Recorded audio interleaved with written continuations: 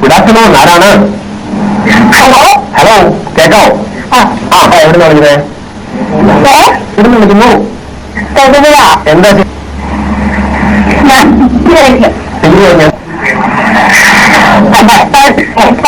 ഒരാളുടെ സ്നേഹത്തിലായിരുന്നു. എന്നിട്ട് കോണ്ടാക്ടൊന്നുമില്ല. അതെന്താ കോണ്ടാക്ടില്ലാത്തെ? ഞങ്ങളുടെ കാശായിരുന്നേ.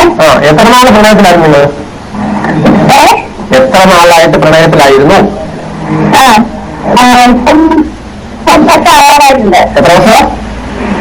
ഒരു വർഷം ആവറായി. ഓക്കെ. എന്നിട്ട് എന്താ സംഭവിച്ചിരുന്ന പ്രശ്നം? എന്താ കാരണം? എന്താണ് പ്രശ്നം? വിളിക്കാതിരിക്കുന്നതിന്റെ കാരണം ഞാൻ ചോദിച്ചില്ലേ?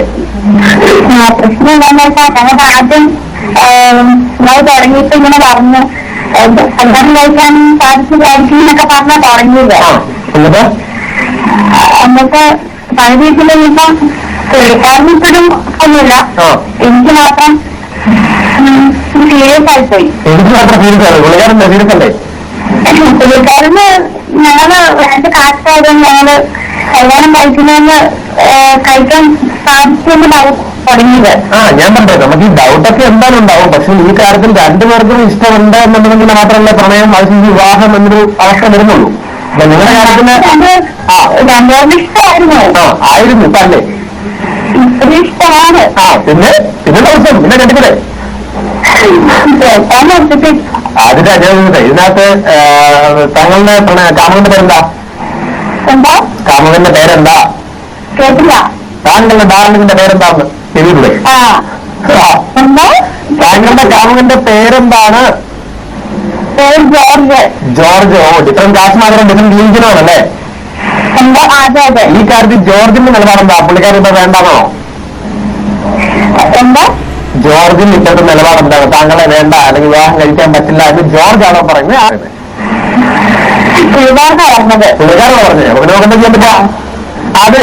ഈ ഞാൻ പറഞ്ഞു ഇതിനകത്ത് കാമുകി കൈ ഒഴിഞ്ഞാൽ നമുക്ക് എന്തെങ്കിലുമൊക്കെ പറയാം. പിന്നെ കാമുകന്മാർ തന്നെ ഇതിനകത്ത് സ്റ്റേണായിട്ട് നിൽക്കുന്ന കാമുകൻ തന്നെ കൈ ഒഴിഞ്ഞാൽ നമുക്ക് എന്ത് പറയാൻ പറ്റും? ഈ പ്രണയം തുടങ്ങുന്ന സമയത്ത് രാവിലെ പറഞ്ഞില്ലേ നമുക്ക് എന്തായാലും കെട്ടാൻ പറ്റില്ല, പിന്നെ ഈ വയ്യാവേലിക്ക് പോണോ എന്ന് ചോദിച്ചപ്പോ ജോർജ് എന്താ പറഞ്ഞത്?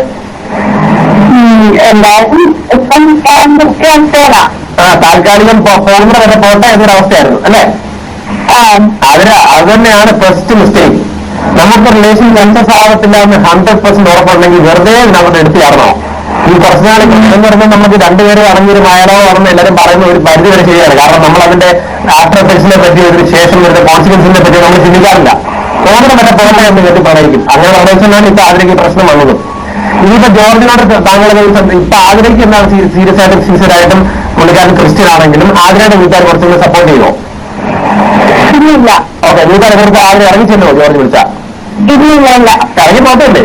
കൊള്ളാം. എന്നിട്ട് കുറ്റം മൊത്തം ജോർജിന് അല്ലേ? അപ്പൊ രണ്ടുപേരും പറഞ്ഞിട്ട് മ്യൂച്വൽ അണ്ടർസ്റ്റാൻഡിംഗ് അല്ലേ? രണ്ടുപേരും മ്യൂച്വൽ അണ്ടർസ്റ്റാൻഡിംഗ് ഇല്ല. രണ്ടുപേരും വീട്ടുകാരെ ഉറപ്പിക്കാൻ വിശ്വസിക്കാറുണ്ട്. രണ്ടുപേർക്കും കുഴപ്പമില്ല. എന്നാൽ ഒരു മറക്കാത്ത ബുദ്ധിമുട്ടല്ലേ?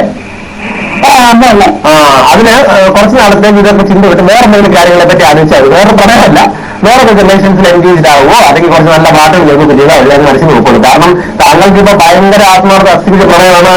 ഓരോ നോട്ടത്തിലും ഇരുപ്പിലും ചിരിയിലും ചിരിയിലും ഒക്കെ അയാളെ വരുന്നു. അയാളെ മറക്കാൻ പറ്റുന്നില്ല, ഒരു ജീവിക്കാൻ പറ്റുന്നില്ല എന്നൊരു അവസ്ഥ ആയിരുന്നെങ്കിൽ ഇപ്പൊ നമുക്കൊന്നും ചെയ്യാൻ പറ്റില്ല. ജോർജിനെ തിരിച്ചു വിളിക്കാൻ ശ്രമിക്കുകയോ ജോർജിനെ കോൺടാക്ട് ശ്രമിക്കുകയോ ഒക്കെ ട്രൈ ചെയ്യായിരുന്നു. പക്ഷെ ഇപ്പോഴത്തെ അവസ്ഥയിൽ ജോർജിന് കുഴപ്പമില്ല, താങ്കൾക്ക് വലിയ കുഴപ്പമൊന്നുമില്ല. പിന്നെ മറക്കാൻ ചെറിയൊരു പാട്. കാരണം നമ്മൾ ഓട്ടോമാറ്റിക്കാണ് പ്രണയത്തിൽ അല്ലെങ്കിൽ നമ്മളൊരു സുഹൃത്താണെങ്കിൽ പോലും നമ്മൾ അങ്ങോട്ട് പിണങ്ങി കഴിഞ്ഞാൽ അവരെയൊക്കെ മറക്കാൻ ഇച്ചിരി പാടാ അല്ലേ? പക്ഷേ ദൈവം മനസ്സിൽ കൊടുത്തിട്ടുള്ള ഏറ്റവും വലിയ കഴിവാണ് മറവി. ഓട്ടോമാറ്റിക്കലി കുറച്ചാളെ നിങ്ങൾ മറന്നോളും. വേറെ എന്തെങ്കിലും എൻഗേജ് ആയിരിക്കാം, വെറുതെ ഇതിനെപ്പറ്റി ആലോചിച്ച് പ്രശ്നം ഉണ്ടാക്കാതിരിക്കാം. നിങ്ങൾ ഒരു കാര്യത്തിൽ ഭാഗ്യവതിയാണാവില്ല. താങ്കൾ ഈ കാലത്ത് ഒരാൾ മാത്രം സിൻസിയറായിട്ടും സീരിയസായിട്ടും തെറ്റുപോയിട്ടൊന്നുമില്ല കേട്ടോ.